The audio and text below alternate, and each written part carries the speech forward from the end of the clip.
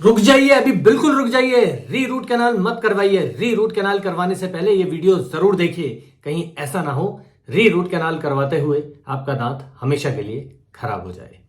Hi friends, welcome back to my channel cementum dental care. आज मैं आपको कुछ नया बताने वाला हूं।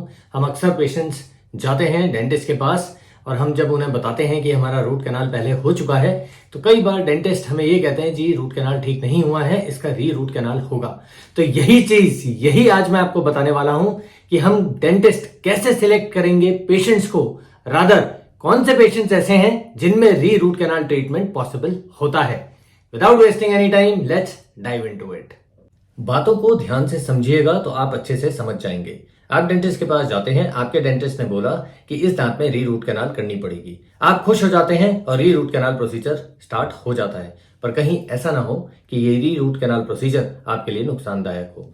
4 फैक्टर्स जो हैं उनमें से पहला फैक्टर ये है initial cause of the failure. मतलब क्या है कि जब first time root canal procedure किया गया था किसी भी दांत में तो उसमें क्या समस्याएं थी। यदि कोई मिस्ड कैनाल है तो री रूट कैनाल पॉसिबल है। यदि एपिकल सील या कोरोनल सील ठीक से नहीं दी गई है तो री रूट कैनाल पॉसिबल है। कोई माइनर परफोरेशंस हैं तो री रूट कैनाल पॉसिबल है। वर्किंग लेंथ तक आपका ऑब्चुरेशन ठीक से नहीं पहुंचा है, नहीं हुआ है तो री रूट कैनाल पॉसिबल है। कोई इंस्ट्रूमेंट सेपरेशन है तो री रूट कैनाल पॉसिबल है। मिस्ड कैनाल है और अभी भी रूट के अंदर इंफेक्शन है तो री रूट कैनाल पॉसिबल है। लेकिन यदि फर्केशन इन्वॉल्वमेंट है या फ्रैक्चर है या परफोरेशन इस तरह हो चुका है कि वो बियॉन्ड रिपेयर है तो ऐसे कंडीशंस में री रूट कैनाल पॉसिबल नहीं है। दूसरे नंबर पे बात करेंगे मेडिकल हिस्ट्री की। हम डेंटिस्ट के पास जाते हैं, 50% लोग अपनी मेडिकल हिस्ट्री नहीं दे पाते, या तो उन्हें याद नहीं होता या वो शर्माते हैं, घबराते हैं तो वो अपनी मेडिकल हिस्ट्री नहीं देते। राइट, ऐसा बिल्कुल मत कीजिए, क्योंकि री रूट कैनाल ट्रीटमेंट तभी पॉसिबल है जब हम डेंटिस्ट के पास आप लोगों की प्रॉपर मेडिकल हिस्ट्री होती है।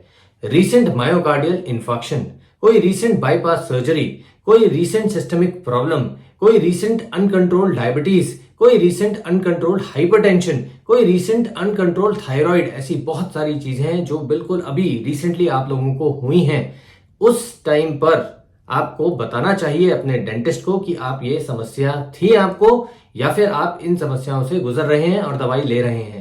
ऐसे टाइम पर री रूट कैनाल हम लोग नहीं करते, पॉसिबल नहीं है। यदि आप नहीं बताते हैं, छुपाते हैं ये सोचकर बस जल्दी से दांत मेरा ठीक हो जाए और ये मेडिकल हिस्ट्री से, ये तो डेंटिस्ट हैं, इनको क्या फर्क पड़ेगा, आपका री रूट कैनाल खराब हो सकता है। आपका री रूट कैनाल आपको अग्रेसिव मोड पर ला सकता है, आपके सिस्टमिक कंडीशंस पर धकेल सकता है। होगा क्या, री रूट कैनाल के चक्कर में आपने डेंटिस्ट को नहीं बताया, डेंटिस्ट को नहीं पता, तो दोनों ही बातें कॉन्ट्रा इंडिकेटेड हो गई हैं, गलती हो गई है। तो होगा क्या, आपको सिस्टमिक कंडीशंस या तो स्टार्ट हो सकती हैं, अग्रेसिव मोड पर आ सकती हैं, और मान के चलिए कई बार ये लाइफ थ्रेटनिंग इश्यूज बन जाते हैं। फिर हमें समझ में आता है और हम ये धारणा बना लेते हैं कि डेंटिस्ट ने मेरा री रूट कैनाल गलत किया या रूट कैनाल गलत किया, इस वजह से मेरे को ये दिक्कत आ गई है।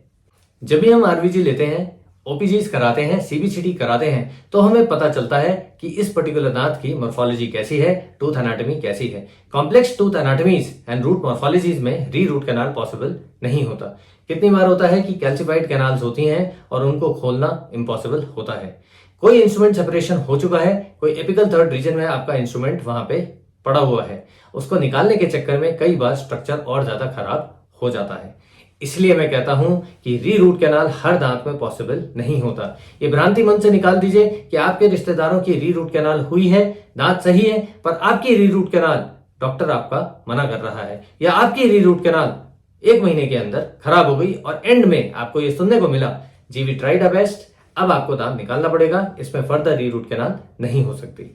जब भी अपने डेंटिस्ट के पास जाते हैं, आप उनसे एक चीज जरूर पूछिए कि क्या मेरा दांत नॉर्मल है, इसकी जो एनाटॉमी है और मॉर्फोलॉजिकल स्ट्रक्चर है वो बिल्कुल ठीक है या नहीं।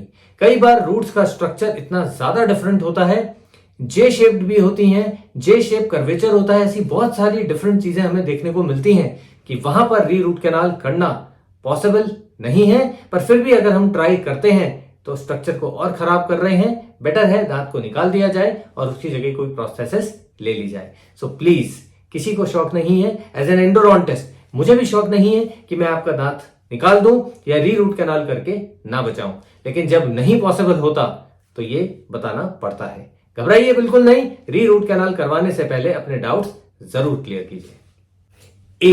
एज भी बहुत इंपॉर्टेंट एक एस्पेक्ट है री रूट कैनाल ट्रीटमेंट में। कई बार एज के साथ क्या होता है कि मुंह कम खुलता है, हमारी जो मांसपेशियां हैं मुंह की वो कमजोर पड़ने लगती हैं, हमारे टीएमजे में क्लिकिंग साउंड बहुत ज्यादा आती है। अगर मुंह नहीं खुलेगा तो हमें दिखेगा नहीं और री रूट कैनाल हम नहीं कर पाएंगे।